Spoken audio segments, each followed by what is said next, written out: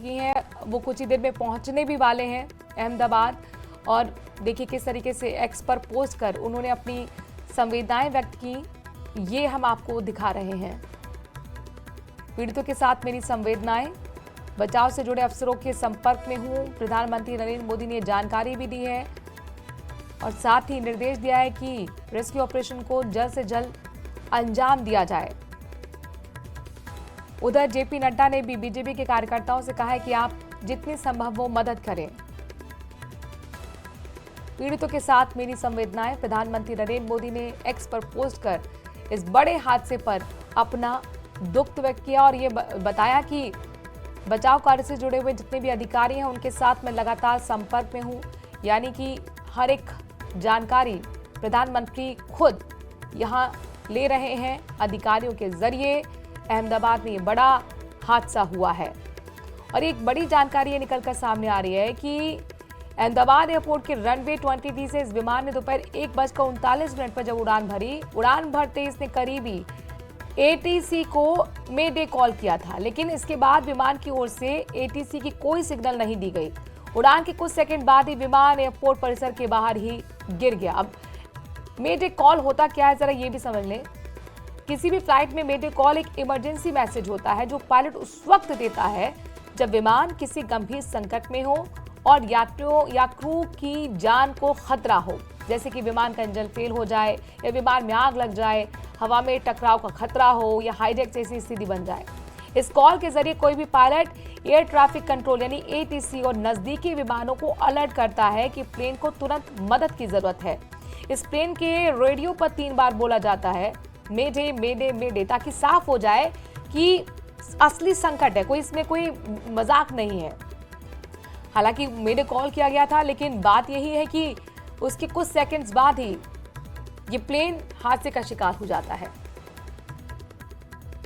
Medical hospital पर hostel जो है, मेडिकल कॉलेज का जो हॉस्टल है वहां पर ये विमान गिरा है। विमान का मलबा आप देख सकते हैं, पहिए आपको नजर आ रहे होंगे। और ये जो हॉस्टल में वहां पर मैस संभवतः ये होगी, मैस का क्योंकि सामान दिख रहा है, टेबल चेयर भी आपको दिख रही होंगी और उधर वो किचन का सामान भी बिखरा हुआ था।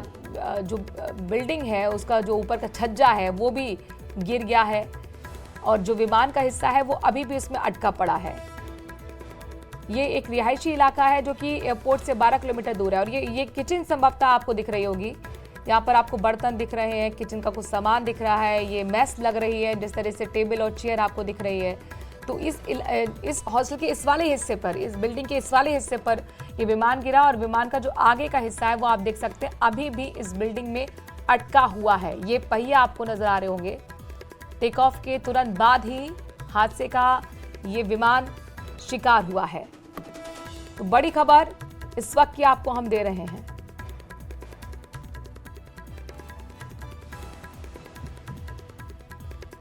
चार तस्वीरें आपके सामने हैं ताकि आप समझ पाएं ये कितना बड़ा दर्दनाक हादसा हुआ है। 15 से 20 सालों में संभवतः इतना बड़ा ये हादसा रहा होगा।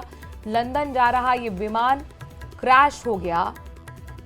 धुआं धुआं आपको कई किलोमीटर दूर तक इसे देखा जा सकता है। काला गुबार आसमान में, आसपास की जितनी भी बिल्डिंग थी वो काले रंग में रंग गई है। रिहायशी इलाके में ये विमान गिरा है। क्रैश के बाद की पहली तस्वीर भी आपको हम दिखा रहे हैं रेड सिग्नल के जरिए। और ये अंदर की तस्वीरें अब आ गई हैं हॉस्पिटल की, जहां पर देखिए किस तरह से अफरा तफरी का थोड़ा माहौल बना हुआ है, हलचल तेज है। जितने भी लोग हैं उनको लाया जा रहा है ताकि जल्द से जल्द ट्रीटमेंट दिया जा सके। और ये हादसे वाली जगह जहां पर आप काला मलबा देख रहे हैं, ये प्लेन है जो कि क्रैश होने के बाद आग का गोला बना। जो फ्यूल था उसमें पूरी तरह से आग लग गई।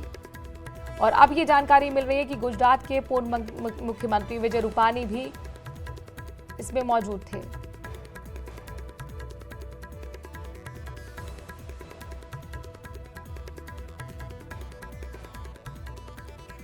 अब AI के जरिए आपको हम दिखा रहे हैं कि किस तरीके से हादसे का शिकार प्लेन हुआ होगा। ये देखिए प्लेन टेक ऑफ करने के बाद रिहायशी इलाके में जाता है और देखो एकदम यहाँ पर काला पहले आगे का हिस्सा जो है उसमें आग लगती है, फ्यूल में आग लगती है और फिर वो पूरे प्लेन को अपनी चपेट में ले लेता है। काला धुआं उड़ता हुआ और सीधे वो बिल्डिंग्स के ऊपर जाकर गिरता है, जो कि ये हॉस्टल है मेडिकल कॉलेज की। एआई तकनीक के जरिए जो वीडियो है वो आप समझिए, देखिए कि किस तरीके से यह हादसा रहा होगा।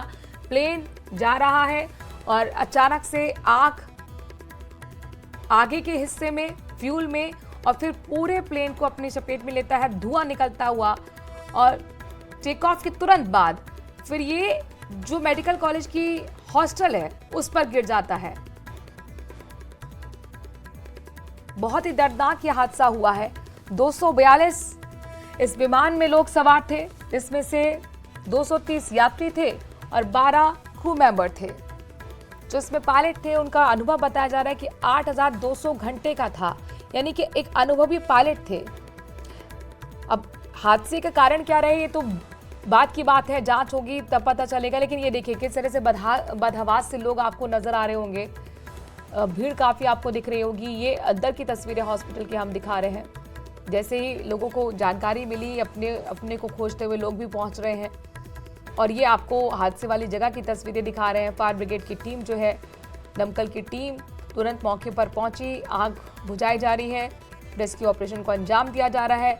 एनडीआरएफ की टीम वहां पर मौजूद है, बीएसएफ के जवान हैं, सीआईएसएफ के जवान हैं, पुलिस फोर्स वहां पर मौजूद है।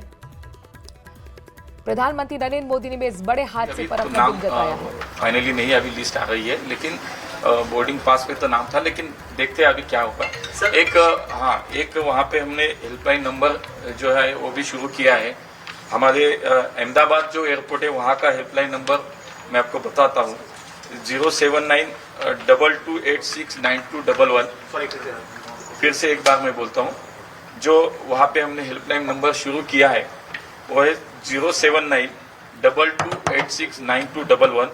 और दिल्ली के जो एयर इंडिया का उनका ऑफिस है वहाँ का जो हेल्पलाइन नंबर है वो है 01169329333।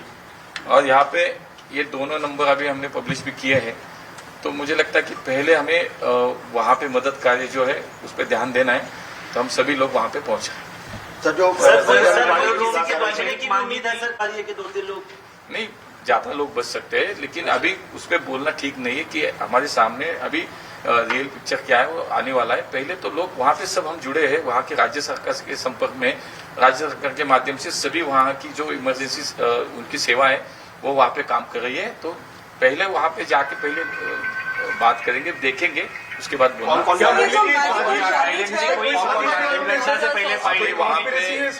अभी वहाँ पे हमारे होम मिनिस्टर माननीय अमित भाई शाह जी, हमारे कैबिनेट मिनिस्टर राममोहन नायडू जी, मैं और मेरे साथ हमारे सेक्रेटरी डीजी से हम अभी यहाँ से एक साथ हम ही यहाँ से चले, यहाँ से वहाँ पे पहुँच रहे।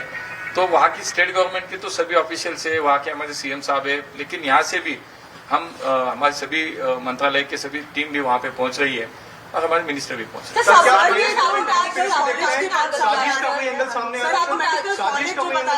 नहीं, अभी तो कुछ कहना उचित नहीं होगा, थोड़ा समय आप देखिए।